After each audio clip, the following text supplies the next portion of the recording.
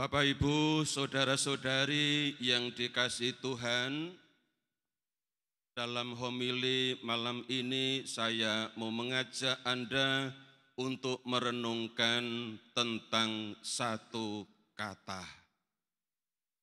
surga. Karena hari ini bersama gereja kita merayakan hari raya Santa Maria diangkat ke surga. Dari segi rasa bahasa, kata diangkat itu gerakannya kemana? Ke depan atau ke belakang, ke kiri atau ke kanan, atau ke bawah atau ke atas? Atas. Semua yakin kata diangkat itu gerakannya, arahnya ke atas. Yakin? Nah, kalau diangkat ke surga, itu berarti surga ada di mana? Di atas. Sepakat. Nah, kalau ada orang bilang surga ada di bawah telapak kaki ibu, terus gimana? Mana yang benar? Surga ada di bawah atau ada di atas? Atas. Berarti yang di bawah telapak kaki ibu gimana?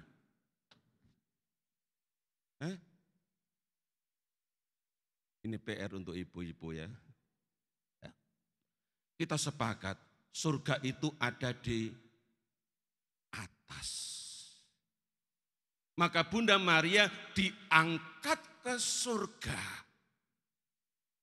Arahnya adalah naik. Naik ke atas. Berarti surga ada di atas. Nah, pertanyaan saya, kalau surga itu ada di atas, lalu bagaimana kita atau orang bisa sampai ke surga? Gimana? Padahal yang namanya surga itu tinggi.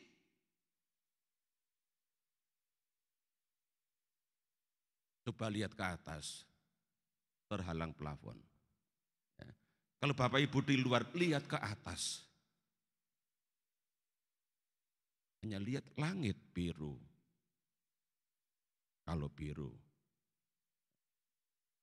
Tapi sebenarnya itu jarak yang sangat tinggi. Maka pertanyaan saya, bagaimana orang atau bagaimana kita bisa menjangkau surga? Ada dua cara. Ya, ada dua cara. Cara yang pertama yakni memakai tangga. Tangga. Tahu tangga kan? Nah, dengan tangga itulah orang atau kita kelak bisa sampai surga. Percaya enggak? Bahwa dengan tangga bisa sampai surga. Enggak percaya? Gimana mau naik surga dengan tangga? Ada seorang kudus namanya Santa Rosa. Dia berasal dari kota Lima, Peru. Dia lahir di tanggal 14 April 1586.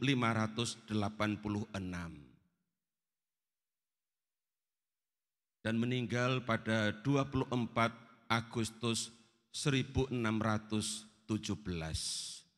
Ia hidup hanya dalam usia kurang lebih 31 tahun. hidupnya menderita. Ia banyak menderita, ia banyak melakukan mati raga.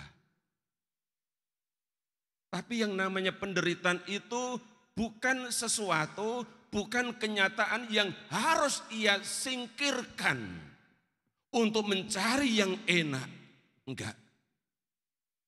Yang disebut penderitaan tadi, hidup yang tidak enak itu justru oleh Rosa dari 5 ini dijadikan sebagai pilihan. Memilih jalan yang membawa kepada penderitaan itu. Namun ia jalani dengan gembira hati, ia jalani dengan sukacita, dengan satu keyakinan bahwa jalan inilah yang akan mengantar saya ke surga. Maka dia memegang prinsip ini. Salib adalah satu-satunya tangga yang mengantar kita ke surga. Jadi yang dimaksud dengan tangga tadi apa? Salib. Salib adalah satu-satunya tangga yang mengantar kita ke surga. Maka via crucis, jalan salib, itu yang ia tempuh dan benar mengantar dia ke surga. Jadi yang namanya hidup soro, hidup menderita, hidup dalam kesulitan, hidup menghadapi salib, penderitaan dan lain sebagainya, adalah sebuah realitas yang dihadapkan kepada kita, dan kalau kita berani untuk menjalaninya, itu ternyata bisa mengantar orang kepada surga. Karena itu justru adalah anak tangga yang dicapai sehari demi sehari sampai napas terakhir hidupnya. Hal semacam inilah yang diyakini oleh Rasul Paulus dan Barnabas. Seperti yang ditulis dalam Kisah Para Rasul bab 14 ayat 22. Ketika Paulus dan Barnabas menjumpai orang-orang di Listra, di Ikonium dan Antiokhia, yang mana mereka dihadapkan pada penderitaan, pada kenyataan yang tidak menyenangkan, perlakuan terhadap orang-orang Kristen saat itu membuat mereka menderita. Paulus dan Barnabas meneguhkan jemaat beriman waktu itu dengan mengatakan, untuk dapat masuk surga, kita harus mengalami banyak penderitaan. Ini yang dikatakan oleh Paulus, supaya mereka tidak putus asa ketika menghadapi kesulitan dan perlakuan yang tidak manusiawi terhadap orang-orang Kristen saat itu. Paulus dan Barnabas meneguhkan mereka untuk masuk ke surga atau kerajaan Allah atau kerajaan surga. Kita harus mengalami banyak penderitaan. Dan Paulus pun juga mengalami perlakuan yang mungkin juga bahkan lebih berat dari yang mereka alami. Ini yang pertama, Bapak Ibu, saudara-saudari yang dikasih Tuhan dan Bunda kita Maria. Untuk mencapai surga lewat tangga yang namanya salib. Via crucis, jalan salib. Cara yang kedua yakni dengan diangkat oleh Allah. Pernyataan Santa Maria diangkat ke surga itu rumusan pakai kalimat pasif. Subjeknya, pelakunya tidak disebutkan. Tapi pelaku itu adalah Allah. Dalam bacaan Injil tadi, ya, Injil Lukas bab 1. Maria dalam kidung pujian itu menyebut Allah itu sebagai yang maha kuasa. Di ayat 51 Maria menyebut ia memperlihatkan kuasanya dengan perbuatan tangannya. Ia yang dimaksudkan adalah Allah. Menunjukkan kuasanya dengan perbuatan tangannya.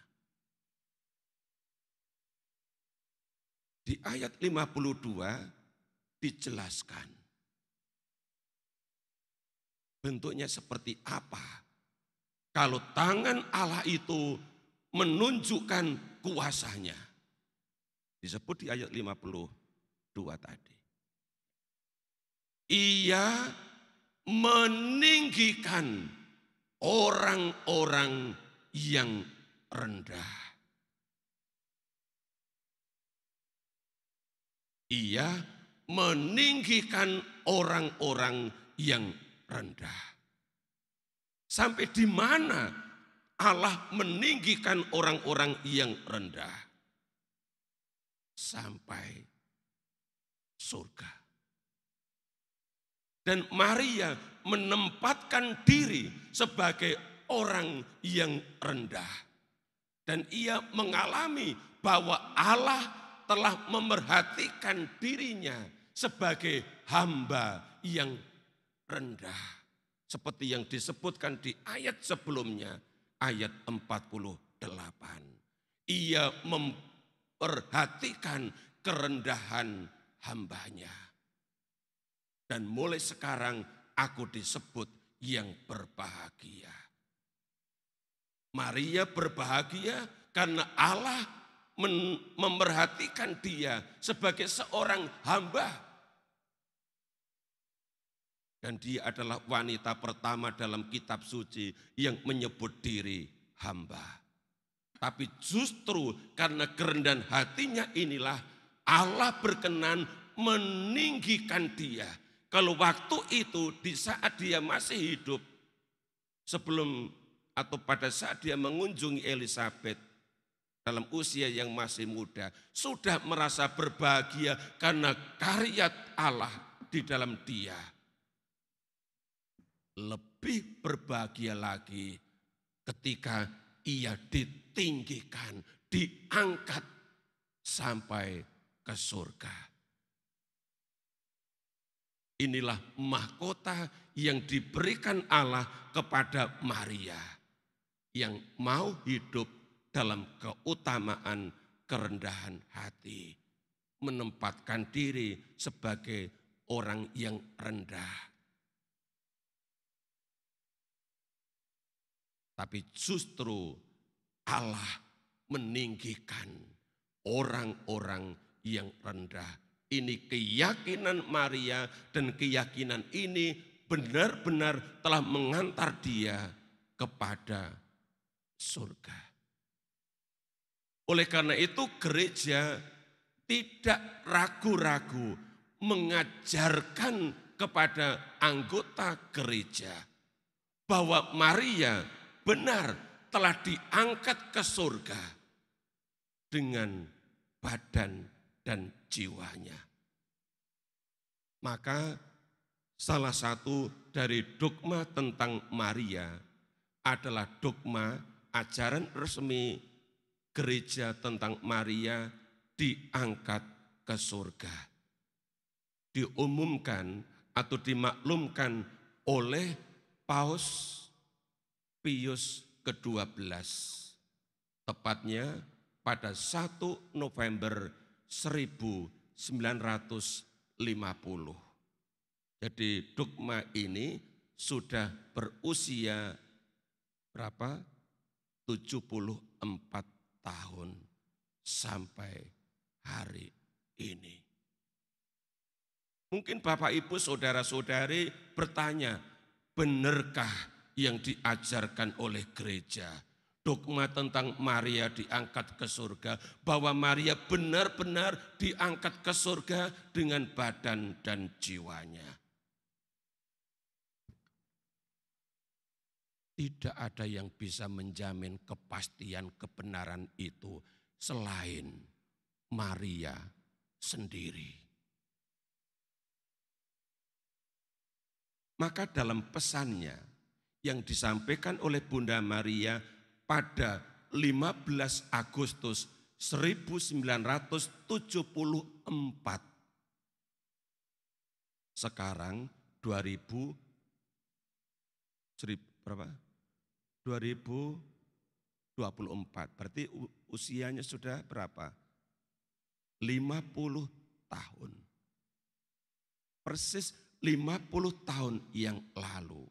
Ya, 15 Agustus 1974, Bunda Maria berkata, juga dengan ragaku, aku diangkat ke surga.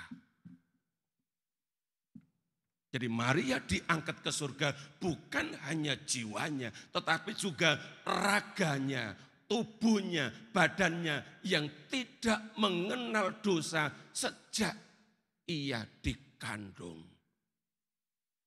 Diangkat ke surga. Maria sendiri membenarkan ajaran gereja bahwa ia juga dengan raganya, dengan tubuhnya, dengan badannya yang tidak mengenal dosa itu telah diangkat ke surga.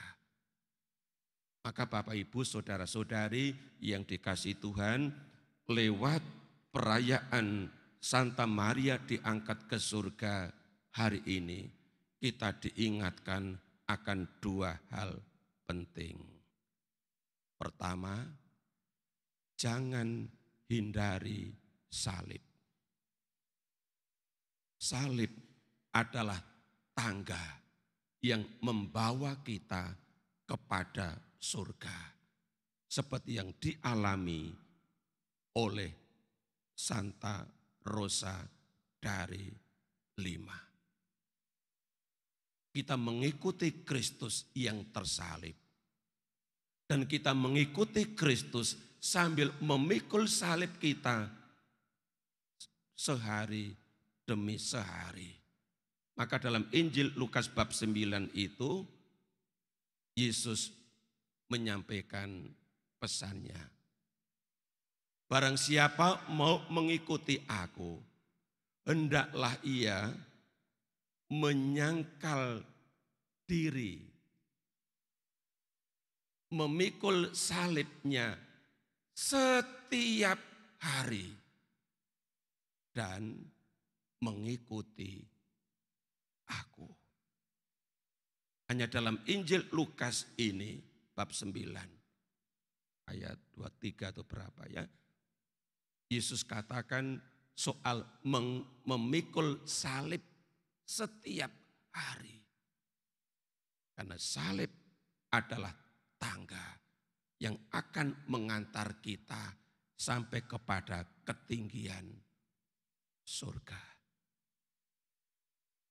Kedua, kita perlu terus-menerus hidup dalam iman akan Allah. Sebab Allah lah yang juga akan mengangkat kita kepada surga. Dalam bahasa Rasul Paulus, Allah lah yang akan mengumpulkan kita bersama dengan Yesus yang mulia di surga. Yang dicatat oleh Paulus dalam 1 Tesalonika bab 4 ayat 14. Dan mereka yang meninggal dalam Yesus akan dikumpulkan Allah bersama-sama dengan Yesus. Ini pentingnya setia untuk hidup dalam iman akan Allah, juga dalam iman akan Yesus. Supaya kelak pada saat mengembuskan napas terakhir, tetap sebagai murid Yesus, sebagai anak Allah. Allah sendiri yang akan mengumpulkan kita, yang akan mengangkat kita sampai kepada surga. Jadi yang pertama, tempuh jalan salib, dan yang kedua, tempuh jalan iman. Iman akan Yesus yang telah diutus oleh Allah. Tuhan memberkati.